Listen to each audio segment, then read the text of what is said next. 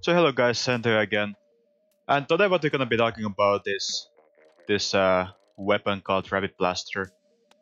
In fact, all the 5 of them. I think it's pretty interesting topic in the sense that I think many people were expecting to be quite strong this patch. Of course, there's a lot of hyperbole after a patch notes come out, but with the recent MPU change, people were expecting a lot of rabbits this meta, and some were even afraid of it. And yeah, as a context, if you don't know my history in this game, then I do have quite a bit of playtime with Rabbit Blasters. Almost like 1 million with this one, and then over 1 million with this one. This was my first real main in this game. 700k, and then a bit less with this, but still like 200k. So I have played them a fair bit. I do enjoy playing them, so that's not really what this video is about. But I want to kind of explain my thoughts of where they fall in the meta, like how they are in this game in general.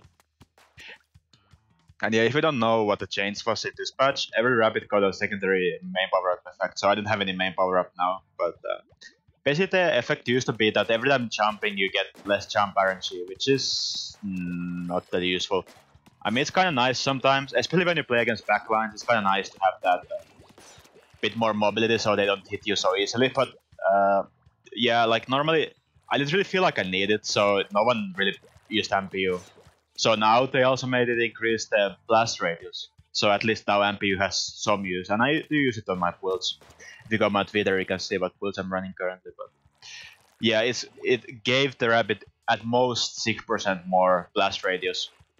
And if you go back on patch notes, you actually see that is the exact number they used before, which was I think a couple like 1 year back, a bit less, that they decreased the blast rate to 6%. So now if you spend over half of your build, then you can get it back basically. That's like the change. But you also get the jump RNG, and like I said, it's not mind-blowingly good effect for Rapid, but it's decent. Like you can see now, like if I'm jumping, it's kind of annoying sometimes to hit targets, even if I'm not joking with my aim. So yeah, the MPU effect game, and I do use it myself. I don't think it's something that you have to run especially. I don't think it's mind-blowingly good. Like it's only 6%. I do have a bit of anime math sometimes, but like if you decrease something 6%, then you increase it 6%, then the end result is still less than what it actually was before, without any gear, which is important. Without any gear, it used to be more actually than what you can get now. But that's not really what this video is about. Like, this like my short thoughts on the MPU buff is there. Like you can use it if you want, but it's probably not necessary. I think the bigger point of this video is kind of like, where do you fit Rabbit Blaster in a normal team comp? So I kind of, for European Championship, I kind of even play Rabbit Blaster's backline sometimes. This is very, this is not very good. So it's not really a backline, is it? It doesn't really get the same kind of like specials as you would normally, like backlines are playing a lot around stingrays and whatnot. It doesn't really kill that fast. Like if I'm assuming I'm not like hitting directs, then it's actually quite long kill time. So it doesn't really have the same presence. Like I'm not really be like I'm here and basically this is my area, and I'm not like, it's not like I'm commanding this area. Like someone can easily come here and kill me. Whereas if I'm Brian the Charger, he just snipes if you come to this area, you know? Or spatling or whatever. These weapons are something that you have to respect, and they literally restrict your movement. And Rapid is more like working with the front lines, dealing more damage, and you know, playing kind of like around that. And I think sometimes it's quite strong. If you're playing a comp that really relies on a lot of chip damage, then yeah, Rapid is kind of strong. But at the same time, like, where do you actually run a Rapid, like in a normal team comp, when you think about it? It doesn't really paint. Look at this pretty big part. Like it actually just doesn't paint, like, at all. And I think in many bigger maps this kind of becomes a problem, because you actually normally playing Rapid in favor of some more of a painting midline sort of weapon. Okay, midline a kind of bad term, but I think most people understand what I mean if I say midline. So you're kind of playing Rapid in favor of something that would actually paint the map, you know? Or something that can actually get reliable kills, like solo kills, very well on itself. Same mean a pretty popular choice these days. Oh, you paint like crazy, but also like getting kills by yourself is actually probably easier than Rabbit does at the moment. So specifically with Rabbit Pro, I don't really see where you would run it with a team comp without the team comp instantly becoming like really bad. And I think it's also interesting to think about what Japan has been running. Like West, you at the top you see Rapid Pro quite a bit until recently, and in Japan you actually see no Rapid Pro at all.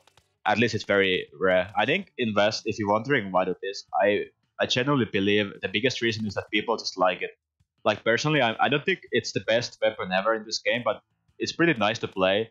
And since I played it a fair bit, I don't think it's quite a reliable option for me. Like I can play it, and most often it does give me pretty solid results.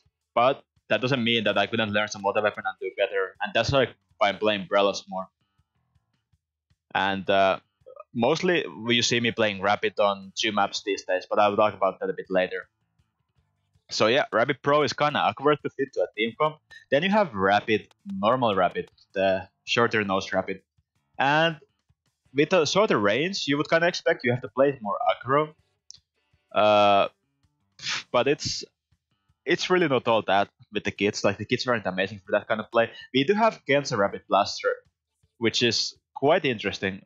It's quite interesting indeed. I think I want to kind of like see what this weapon could do more. I think Torpedo is, in theory, super strong sub. I think most of the baller I'm kind of having a hard time understanding like how does this really fit the Rapid well. Like you don't really have that many follow-up options from a baller. But I do think Gensa Rapid is probably the one that has the most potential right now. If you kind of like get really good with it and learn to play it kind of aggro, then yeah, I don't think it has real potential. But at the same time, like when I talk about getting really good, big part of it is winning these like short range duels or whatever. And I think this is really difficult to do with Rapid consistently. So basically the normal Rapid 1v1, like you hit the direct and then you hit a floor shot. Like that's probably the most consistent kill you can get. But people who know how to play against Rapid, they jump around a lot. And then the floor shot just doesn't deal any damage. So then you would have to hit 2 directs. Like even hitting 1 direct is often quite hard, as you see blasters, despite being 1-hit KO over in the meta. Like hitting directs isn't the easiest, but think about if you have to hit 2 directs against someone who's jumping, and you know it's just gonna be quite hard to do that consistently. So your effective range is mostly this, but due to how game works, it's not like you can always keep your best effective range. Sometimes you're gonna get some really awkward, like he's in range, but you have to hit the direct to do any damage, and that makes it quite hard to play, I think. But I do think this is potential. I do think we're gonna see some people do really good stuff with it. But at the same time, like the weapon is, in theory, solid. It just doesn't really fit team comps. So for me, mainly what I'm playing these days, in case you are wondering, I'm mostly a Umbrella player these days, but I do play Rabbit on a couple of maps. So for me, Hotel and Camp Triggerfish, those are the 2 maps where I think Rabbit is good. Think about something like Camp. You don't really need that much pain due to how the map is shaped, and you can really get some kind of like nice reach with the weapon around the map. Same with Hotel. Like you don't really need that insane pain, and you can get kind of nice reach that places people don't expect. So that is like the niche that I see for Rabbit right now. But in order for it to become something more than that small niche, I don't know. Something would have to change, because the way I see the team comps right now, it's really hard to see where Rabbit fit in those, even after the MPU buff. And this is what the weapon is right now. But yeah, feel free to tell me about your own opinion about Rabbit and where you see it right now. I do understand it has its own fan base. I'm a fan of Rabbit, like don't get me wrong, I'm gonna still keep playing this weapon no matter what. But it's pretty difficult. Anyways, thanks for watching, guys. I'm gonna go scrim, so I'm gonna stop the video here.